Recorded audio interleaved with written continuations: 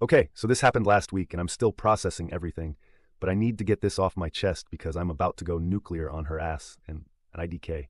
Maybe I need validation that I'm not being completely insane. Though, TBH, I don't really care at this point. Hey everyone, before we dive in, I have a quick favor to ask. If you enjoy content like this, please hit the subscribe button. It's free, supports the channel, and ensures you never miss out on amazing videos. Alright, let's get started. Michaela and I have been together for 3 years. We met at this charity hackathon where we were actually competing against each other. I was leading the back-end team and she was front-end lead for her company. Our teams got merged halfway through because the organizers thought our projects complemented each other. We stayed up for like 40 hours straight coding and arguing and somehow ended up making out in the server room at 4 a.m. Not the most romantic start, but whatever. Fast forward to now, or I guess last week. We got engaged 6 months ago. I spent almost 3 months of salary on a vintage ring with this unique emerald that belonged to my grandmother. Michaela always said she hated generic diamond rings, so I thought this was perfect. She seemed happy with it. At least I thought so. She went on this girls' trip to Italy and Greece with her college friends. It was supposed to be her last hurrah before we start seriously planning the wedding. I had some big project deadlines, so I couldn't go. Plus, it was supposed to be just for the girls anyway. I even bought her this amazing dress for our anniversary right before she left. This emerald green silk thing that matched her ring and cost me almost $1,000. So, I'm sitting at home last Tuesday night, grinding through code, when I get this video message from her. I figured it was going to be her drunk with her friends or something, showing me some tourist spot. But no, it's her on some boat. Not even a real yacht, by the way. I looked it up later. Just some mid-sized cruiser, making out with this Italian-looking dude. She's wearing my dress. The anniversary dress. Then I get a text right after the video. Found someone who actually knows how to treat women. Unlike you, he has 3 companies and a yacht. Enjoy your pathetic studio apartment while I live like a queen. Lol. BTW, I already moved my stuff out. Left your engagement ring on the kitchen table. It's worth more as scrap metal anyway. I just sat there staring at my phone. 3 years. And she ends it with a video of her cheating and a text message. Who does that? What kind of psycho is that? But here's the thing. I didn't freak out. I didn't call her. I didn't even respond because suddenly everything made sense. The last few months she'd been weird about her phone, staying late at work events, being super critical of our apartment, which by the way, is a nice 1-bedroom in a good part of town, not some studio like she said. So, I started thinking she was in Mykonos. I knew because she'd been posting those perfectly staged Instagram pics with location tags. Gotta get those likes. Our trip was booked through my travel account since I had status with the airline, and I remembered I paid for her return ticket on my credit card. I logged into my airline account and canceled her return flight. Just straight up canceled it.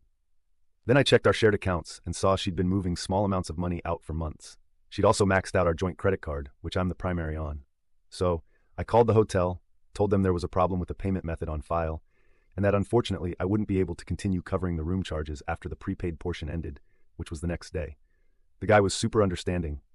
Said they'd need a new card from her or she'd have to check out. I didn't sleep that night. Just kept thinking about her in my dress with that guy, looking up who he might be based on the boat name in the background of the video.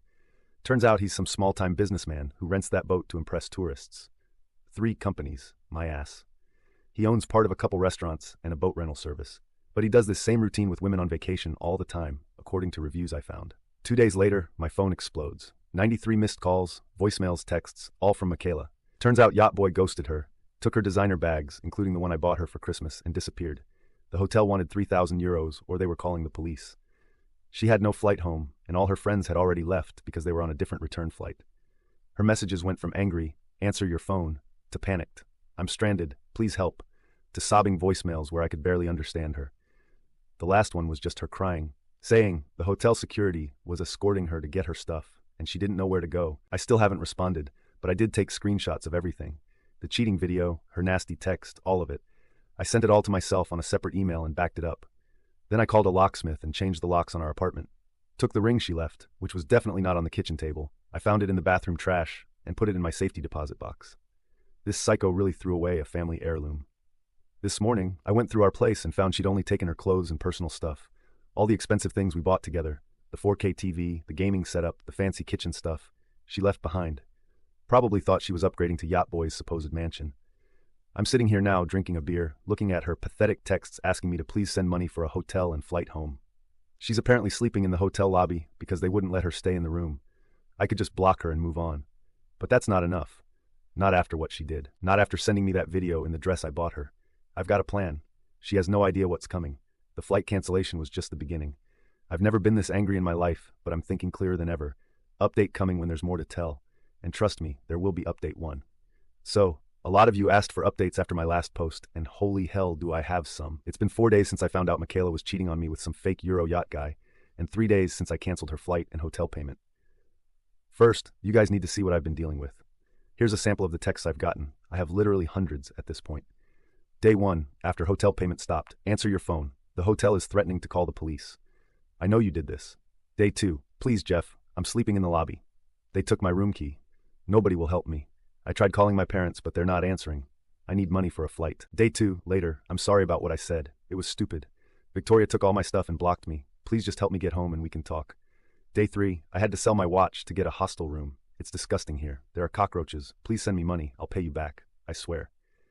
Day 3, later, I know you're reading these. My phone shows red receipts. Why are you doing this to me? I didn't respond to any of these. Not a single one. But I wasn't just sitting around either. I had to figure out why she did this. Like, we were literally planning our wedding 2 weeks ago. So I started digging through our shared laptop. Yeah, she forgot to log out of her accounts. Lol. Found some very interesting DMs between her and her friend Ashley, dating back 3 months. Turns out Michaela thought I was playing it too safe with my career. She was pissed that I turned down this startup opportunity that would have required 80-hour weeks and relocating to another state. She told Ashley that she didn't sign up to marry some basic code monkey and was tired of being the ambitious one in the relationship. This is the same woman who, when I asked if she wanted to start looking at houses in the suburbs, said she loved our life in our apartment. The same woman who said she was proud of me for prioritizing work-life balance. What a joke. So I finally decided to help her. I sent her exactly €500 through PayPal. Enough for maybe 2 nights in a cheap hotel and some food, but definitely not enough for a flight home. I included a note. This is all I can spare right now. Having some financial issues. She immediately called me 12 times in a row. I didn't pick up. Then she sent a long message about how sorry she was and how Victoria had manipulated her and she made a terrible mistake and blah blah blah. Then I did something that surprised even me. I called her parents. Now, I've always gotten along with Michaela's dad, Bob, but her mom, Diane, has always been difficult, always making little comments about how I should be making more money, how their friend's daughter married a guy who took her to Bali twice a year. Now I understand where Michaela got her attitude from. I called and Bob picked up. I told him I was worried about Michaela because she was stranded in Greece after her boyfriend abandoned her. He was confused as hell, asking, "What boyfriend? Wasn't she on a girls' trip?" I acted all confused too, like, "Oh, she didn't tell you about Vittorio, the guy with the yacht." Then I offered to forward the video she sent me. Bob was silent for a long time after I described what was in it. Then he asked me to send it to his email. 10 minutes later, he called back and his voice was like ice. He asked for details on where she was staying. I gave him the hostel info she'd sent in her desperate texts. He said he and Diane would handle it from here. I'm pretty sure they're wiring her money for a flight, which kind of ruins my plan to let her stew longer. But whatever. Having her parents know what she did is almost better. Meanwhile, I've been busy on this end too. I found out she'd been taking small amounts from our joint account for months, like 200 here, 300 there. I tallied it up, almost 6,000 total. When I confronted her about some missing money back in April, she gaslit me, saying I must have spent it and forgotten. I actually apologized to her. So I went to the bank and closed our joint account, transferred everything to my personal account. Technically, half that money is hers, but she can fight me for it when she gets back. I'm keeping receipts of all the stuff she took from our joint funds. I also found out she'd been using our joint credit card to buy stuff for this trip, including lingerie that I definitely never saw and a swimsuit that cost $400. Who spends that on a swimsuit? Someone planning to impress their European fling, that's who. The credit card is in my name. She's just an authorized user. So I called and removed her. Then, I went through her apartment more carefully and found something interesting. A secret second phone hidden in her yoga mat. Who the hell hides a phone in a yoga mat? It was dead, and I don't have a charger for it, but I'm betting there's some good stuff on there. I also found printouts of Victorio's Instagram and some handwritten notes about places in Emkos. This wasn't some random vacation fling. She planned this, probably been talking to this guy for months. Oh, and I found out through our shared Netflix account that she's been watching a bunch of those gross reality shows about trophy wives and billionaire lifestyles. The algorithm doesn't lie. She's been binging this crap for months while telling me she was watching documentaries for personal growth. Last night, I got a call from Ashley, the friend from the DMs. She was supposed to be on the Greece trip too. She sounded weird, like she was trying to feel me out. Asked how I was doing, if I'd talked to Michaela. I played dumb at first. Then she admitted that Michaela had asked her to call me to check if I was okay, aka see if I would send more money. Here's where it gets good. Ashley cracked after I stayed silent for a bit. She admitted that Michaela had been planning to meet Vittorio for months. She'd connected with him on Instagram after seeing him in the background of some influencers' posts. They'd been DMing since February. The girls' trip was specifically planned around meeting him, and this is the best part. Ashley told me that right before Michaela sent me that video, she was bragging to all the girls about how she was upgrading, and that Victorio had promised to fly her back and forth from the US while they got to know each other better. She even said she was thinking of taking a break from me to explore things with him. Guess that break turned into a clean break when Yacht Boy convinced her he was loaded, and then he robbed her ass and disappeared. I would feel bad if it wasn't so perfect. According to Ashley, Michaela had been telling all her friends for months that I was holding her back and she deserved more luxury in her life. Apparently, my birthday gift to her this year, a pair of AirPods she specifically asked for, was embarrassingly cheap compared to what her friends' boyfriends were buying them. I thanked Ashley for her honesty. Then I asked if she was still friends with Michaela after all this. She got quiet and said she didn't know. I told her I appreciated the call and hung up, so now I'm just waiting. According to the flight info, her dad texted me, "Yeah, we're in contact now. Michaela will be back tomorrow night, but not to our nice, convenient airport."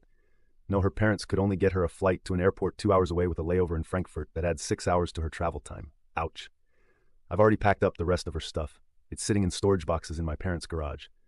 Changed all the passwords on our shared accounts. Returned the wedding venue deposit, lost half of it, but whatever. Told my family what happened so she can't spin some story. The locks are changed. Her key fob to the building has been deactivated. Had to tell the building manager we broke up and she moved out. She's going to come back to find herself completely locked out of the life she thought was so basic. Next update will probably be after she lands. Her parents are picking her up from the airport, but I'm sure she'll show up here eventually. I've got the Ring doorbell ready to record whatever meltdown happens. Stay tuned. The best is yet to come. Update 2. Hey Reddit, it's been a crazy 48 hours since my last update. Michaela finally made it back from her European adventure, and OMG, I have so much to tell you guys. Thanks for all your support on my last posts. Reading your comments actually helped me stay strong when things got really intense. So Michaela's flight was supposed to land at 8:40 p.m. at this airport 2 hours away. I knew her parents were picking her up. Her dad, Bob, texted me the details. So I figured I had some time before I'd have to deal with her. I was just chilling at my buddy Dave's place playing Elden Ring and trying not to obsessively check my phone when I got a text from Bob around 10:30 p.m. saying they had Michaela and were driving her to their house. I thought that would be it for the night, but at like 1 a.m., my Ring doorbell goes off. I checked the app, and there's Michaela standing outside our building looking rough. Her hair was a mess. She had on sweatpants and this ratty airport hoodie, and she was repeatedly pressing our apartment buzzer. Obviously, her key fob didn't work since I had it deactivated. I didn't answer. After about 5 minutes of buzzing, she started texting me. "I know you're in there. Let me in. We need to talk. Jeffrey, this isn't funny. I'm exhausted. Please just let me in. My parents are being insane right now. I need my stuff. I live there too. You can't just lock me out." I just watched through the Ring app as she got more and more frustrated. Eventually, she sat down on the steps and started crying. Part of me felt bad for a second, but then I remembered the video of her kissing that guy in the dress I bought her, and that feeling went away real quick. Around 1:30 a.m., a car pulled up. It was her dad. He got out looking pissed, said something to her that made her stand up and practically shoved her into the passenger seat. He looked directly at my Ring camera, gave a small nod, and drove off. The next morning, I got a text from Bob asking if we could meet for coffee. I agreed, and we met at this little cafe near my office. Bob looked exhausted. He told me Michaela had stolen her mom's car keys in the middle of the night to drive to our apartment. When they realized she was gone, they tracked her phone and came to get her. Bob was surprisingly cool about everything. He apologized for what Michaela did and said he and Diane were beyond disappointed in her. Then he asked about her stuff. I told him it was all packed up in my parents' garage and he could pick it up whenever. He seemed relieved and thanked me for not just throwing it all out, which honestly had crossed my mind, lol. We were just finishing our coffees when my phone started blowing up with texts. Michaela again, demanding I meet her to explain myself, like I'm the one who needs to explain anything. Bob saw the text coming in and just shook his head. He said he'd handle it and left. I went back to work and tried to focus, but around 3 p.m., I got a call from the building manager saying there was a situation in the lobby. I headed downstairs to find Michaela screaming at the poor desk guy who wouldn't let her up. She had 2 of her friends with her. Not Ashley, but these 2 other girls from her work who always gave me weird vibes. When she saw me, she went quiet for a second, then started yelling about how I had no right to lock her out, how I was being childish, how I overreacted to one mistake in the middle of the lobby. People were staring.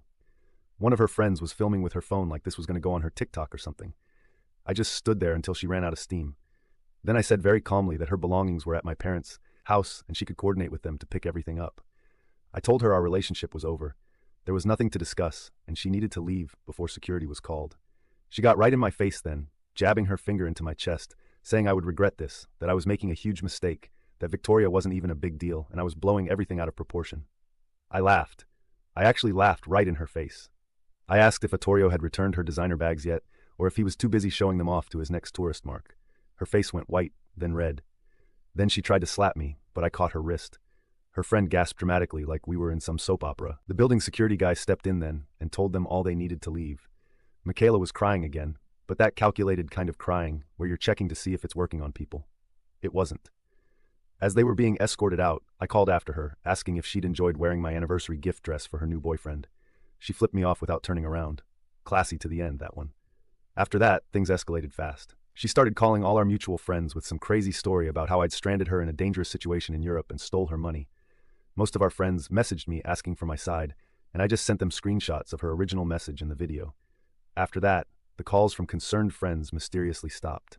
But Michaela wasn't done. That night, her mom, Diane, called me screaming about how I was spreading revenge porn by showing people the video Michaela sent me. I calmly explained that sharing a video someone voluntarily sent me to explain why we broke up isn't revenge porn, and maybe she should ask her daughter why she thought sending me a video of her cheating was a good idea in the first place. Diane hung up on me. The next morning, I woke up to an email from Michaela threatening legal action if I didn't let her back into the apartment to retrieve her property. She CC'd some lawyer friend of hers from college. I forwarded it to my buddy, who actually is a lawyer, and he laughed and told me not to worry about it. I also got a text from Bob apologizing for Diane's call and asking for a list of what was in storage so they could check nothing was missing when they picked it up. I sent him the inventory I'd made while packing. He texted back just, "Thank you. Sorry again." I was feeling pretty good about how things were going when I got home from the gym that evening and found something disturbing. Someone had tried to use a key on our apartment door.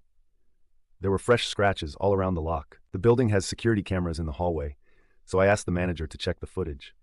Sure enough, it was Michaela trying to use her old key, even though I'd changed the locks. The manager said he'd have a word with her if she came back. Later that night, I was going through more of Michaela's stuff that I'd found around the apartment when I came across a small box hidden in her winter boots in the back of the closet.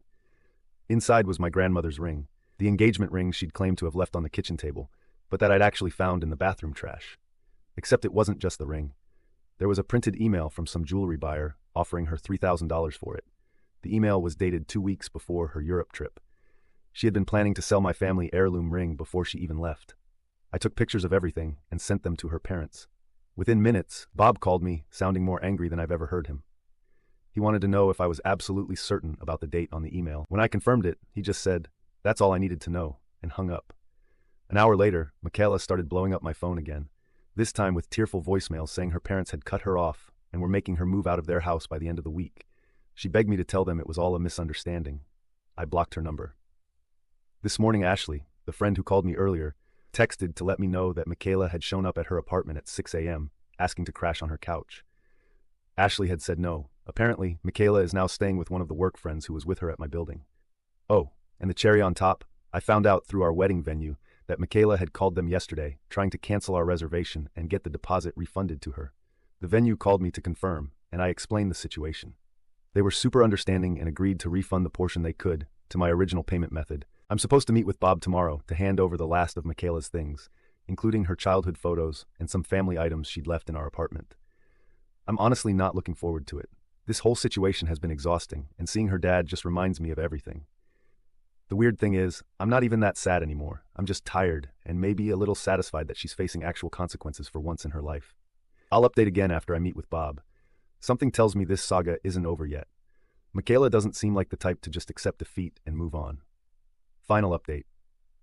Hey Reddit, it's been 2 wild weeks since my last update and a lot has happened. I think this might be my final post about this whole mess because, to be honest, I'm ready to put it behind me. But you guys have been so supportive through all this that I wanted to give you the full conclusion. So I met with Bob, Michaela's dad, the day after my last post to hand over her remaining stuff. We met at this diner halfway between our places, and he looked like he hadn't slept in days. The first thing he did was slide a small box across the table. Inside was my grandmother's emerald ring. He said he'd convinced Michaela to return it after finding out she tried to sell it. The way his jaw tightened when he said convinced told me everything I needed to know about how that conversation went. We got coffee, and he opened up about some stuff I never knew. Apparently, this wasn't Michaela's first time pulling something like this.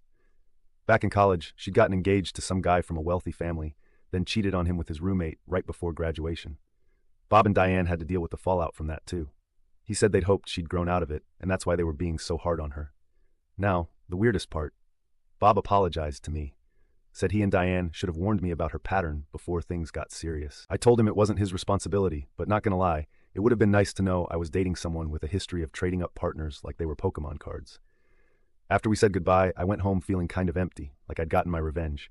She was facing consequences, but I still felt hollow. I kept replaying our relationship in my head, trying to spot the warning signs I missed. There were plenty. The way she'd casually mention her friends' boyfriends' jobs or vacations, how she'd roll her eyes when I talked about saving for our future instead of spending on luxury stuff.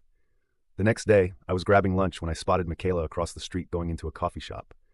I ducked into a store to avoid her, but something made me watch through the window. She was meeting with this older woman who looked super professional, pantsuit, portfolio, the works. They talked intensely for about 20 minutes, with Michaela getting more and more agitated, waving her hands around and stuff. Eventually, the woman just closed her folder, said something short, and left. Michaela sat there alone, looking pissed. I found out what that was about the next day when I got an email from a lawyer. Turns out Michaela had consulted with them about suing me for illegally evicting her and abandonment in a foreign country. The email basically said they declined to represent her after reviewing the evidence, aka the video and texts she sent me, and wanted to give me a heads up that she might try other attorneys. I forwarded it to my lawyer friend, who said this was actually good news. It meant she'd likely been told by multiple lawyers that she had no case. He offered to send her a cease and desist letter if she kept threatening legal action, but I decided to wait and see what happened next. I didn't have to wait long. That weekend, I was hanging with my parents, helping my dad fix his deck, when my mom got a weird call. It was Diane, Michaela's mom. She wanted to meet with my mom, woman to woman. My mom, being the straightforward person she is, put Diane on speaker right there in the backyard. Diane tried this whole guilt trip about how I was destroying her daughter's reputation and being cruel by sharing the video Michaela sent me. My mom just listened, then calmly asked if Diane had actually seen the video.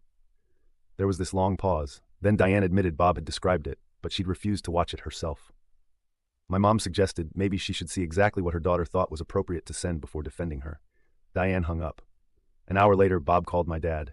Apparently, Diane had finally watched the video and was taking some time to process. Bob sounded exhausted, but thanked us for being reasonable throughout everything. I felt bad for the guy, stuck between his daughter and wife, both being difficult in different ways. Meanwhile, Michaela was working overtime trying to control the narrative with our friends. She'd been posting these vague, healing from betrayal quotes on Instagram and telling people I'd overreacted to a harmless vacation flirtation. Most of our mutual friends saw through it, especially after she kept changing her story. First, I was controlling and jealous, then I cheated on her first, then I'd somehow manipulated her into sending that video. The truth came out in a pretty spectacular way when we all got together for our friend Tom's birthday. I wasn't sure if I should go since I knew Michaela might be there, but Tom insisted. When I arrived, Michaela was already holding court with a few people who hadn't heard the full story. The moment she saw me, she got up to leave. But Tom's girlfriend, Jen, blocked her path. What followed was the most awkward and satisfying 10 minutes of my life. Jen, who'd been on group trips with Michaela before, started asking very specific questions about the yacht guy, like his name, what he did, how they met. With each question, Michaela's story fell apart a little more. Finally, someone asked to see the infamous video, saying, maybe it wasn't that bad. Before I could object, Michaela flipped out, screaming that I was sharing intimate videos without her consent. I calmly pointed out that she sent me that video specifically to hurt me and end our relationship, so there was nothing intimate or private about it. Then I offered to delete it from my phone right then if she'd admit to everyone what she'd actually done. She called me an asshole and stormed out. The aftermath of that party was like a dam breaking. People who'd been giving her the benefit of the doubt started reaching out to me with their own Michaela stories. Times she'd hit on their boyfriends, backhanded compliments she'd given, lies she'd told. It was like everyone had been waiting for permission to admit she wasn't a great person. Things escalated again when I got a call from an unknown number a few days later. It was Michaela's new boss at the job she'd just started a month before our breakup. Apparently, Michaela had been calling in sick for over a week, claiming she was stranded in Europe due to a family emergency. Her boss found out the truth through a mutual connection and was calling to verify. I didn't volunteer any details, just confirmed that Michaela had been back in the country for almost 2 weeks. She was fired the next day. I know this because she showed up at my apartment building again, this time crying about how I'd ruined her life by getting her fired. The security guy called me down to the lobby where Michaela was creating a scene. When I got there, she was mid-rant about how I'd called her work and made up lies about her. The security footage from the lobby shows me just standing there with my arms crossed while she worked herself into a frenzy. Eventually, she tried to push past me to the elevators, and when the security guy stopped her, she shoved him too. They escorted her out and told her she was banned from the building. That night, Ashley texted me that Michaela had been officially kicked out of her friend's apartment for bringing drama and was now staying at a motel. She'd also been calling her parents non-stop, but they weren't answering. I almost felt bad for her, but then I remembered the dress and the ring in the trash, and yeah, my sympathy evaporated pretty quick. The final chapter came yesterday. Bob called to tell me Michaela had shown up at their house at 3 a.m., crying and saying she had nowhere else to go. They'd let her in, but laid down some harsh conditions. She had to move back to their hometown, live with them, and get a job there. No more financial support for her apartment or lifestyle. She'd agreed, but was apparently miserable about it. Bob also mentioned something that explained a lot. He said when Michaela was growing up, Diane had always pushed this idea that Michaela was special and deserved the best. They'd struggled financially when she was young, but when Bob's business took off in her teens, Diane went overboard compensating. Designer clothes, expensive trips, constant praise about how she was meant for bigger things. No wonder Michaela grew up feeling entitled to more than what she had. So that's where things stand now. Michaela's moving back to her parents' place in Ohio next week. I've blocked her on everything, but she keeps creating new email addresses to contact me, alternating between angry rants and tearful apologies. I don't respond to any of them. As for me, I'm doing okay. The apartment feels empty, but in a peaceful way. I've been hanging out with friends more, reconnecting with my family, focusing on my projects. My mom keeps trying to set me up with her friend's daughter, which is annoying but also kind of sweet. The weirdest thing is that I don't even feel that angry anymore. Just tired, and maybe a little sad about the 3 years I invested in someone who could throw it all away so easily. But also relieved that I found out who she really was before we got married. Thanks for listening to my story, Reddit. Your comments and support helped more than you know. I'm turning off notifications for this account now. Time to close this chapter for good.